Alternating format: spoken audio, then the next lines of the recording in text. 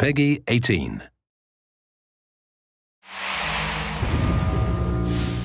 Hi everyone, my name's Alex Hutchinson, Creative Director on Far Cry 4. I'm Mark Thompson, I'm the Narrative Director on Far Cry 4. Nice to meet you. Nice to meet you as well, and welcome to Karat, our new fictional location. So in Far Cry 4, you step into the shoes of AJ Gale, who is returning to the country of his birth, initially just to scatter his mother's ashes before he gets caught up in what's essentially a civil war. Karat is a fictional place based somewhere in the Himalayas, inspired by places like Nepal and Bhutan, and a bunch of countries from that part of the world. So looking out there, one of the core things of any open world game, that sort of excitement and mystique and hope of an open world is, what is all that smoke coming from? What temples are out there? What secret locations? So we've peppered the world with different places to find, all of them filled with loot and secrets and collectibles and all that good stuff. And of course, the open world of Far Cry is densely populated with a variety of different animals, beasts. And also that's some kind of yak. I don't even know what that animal was. Yak, I believe. Is it a yak? With next-gen fur. Next-gen fur, that's true. Individually modeled hairs. So you see here with the eagle, you won't see it in this demo, but you can be attacked from above for the first time in a Far Cry game. So we've tried really to play with verticality, to have threats above and below you. And obviously you can still get involved in the ecosystem of the animals and hunt. And you can throw bait now. Yes, to attract animals. And stuff like the eagle stealing the barrel of the goat. Like, it isn't scripted, that's just what happens at the intersection of those two different AI systems talking to each other.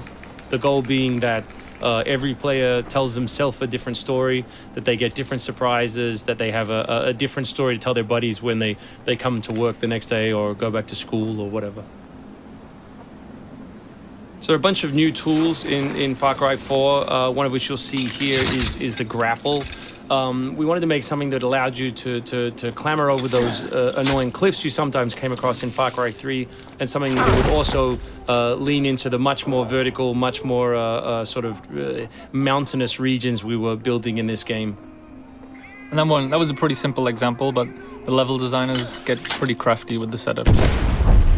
We have these areas we're calling adventure zones in the new game, which will take you to places like temples, which you can see from afar, and force you to use the grapple in sort of really interesting and different ways.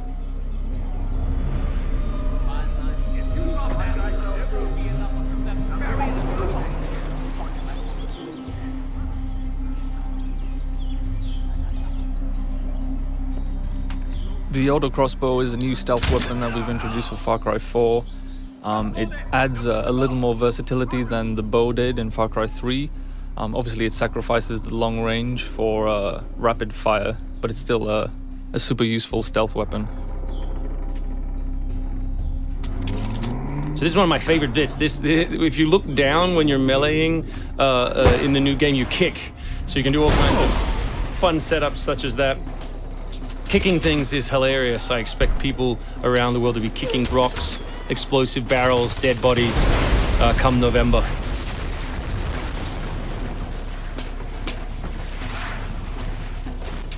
Our goal really was just to provide as many tools as possible, whether vehicles or animals or weapons or goofy stuff, and let people fit them together any way they want. Yeah, and we've snuck a few features in that fans of Far Cry 3 I think are going to be surprised by. Drive and shoot. Yes.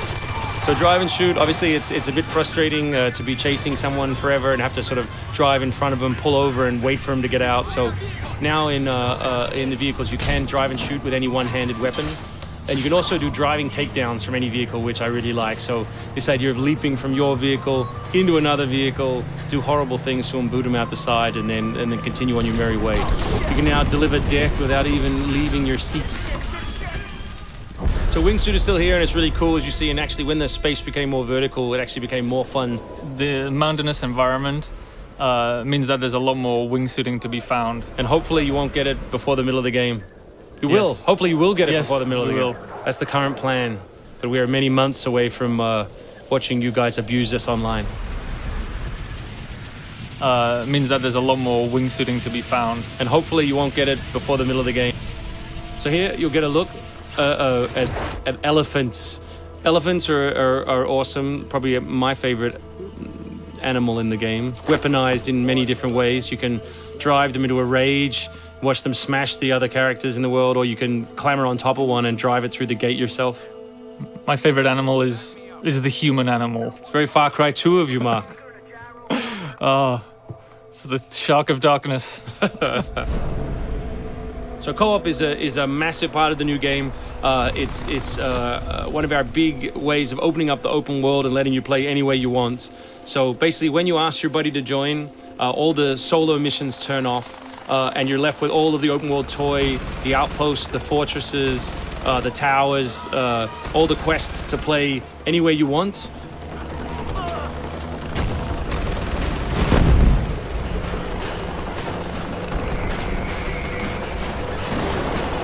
All right, let's do this. What do you think of the Buzzer, Mark, which is a small one-man helicopter? It's very red. No, but it's cool because it gives like this almost like developer perspective on the world. Like you normally in Far Cry 3 you could never really see an outpost, or you couldn't engage with an outpost from this kind of vantage point, which is really cool. So the outposts from Far Cry 3 were like the template for the fortresses. They're kind of like bigger, better, more badass version of the outpost to More badass. to paraphrase Cliffy B. Badassitude. So imagine charging that vehicle, atop the elephant as opposed to just watching it happen. We spent a lot of money on that feature. A lot of money. Perhaps we could have put that in a video. Very expensive. So thanks everyone for watching. We really appreciate your time, and we look forward to showing you a whole lot more gameplay in the coming months. The game ships, of course, November 18th worldwide on PS3, PS4, Xbox 360, Xbox One, and PC.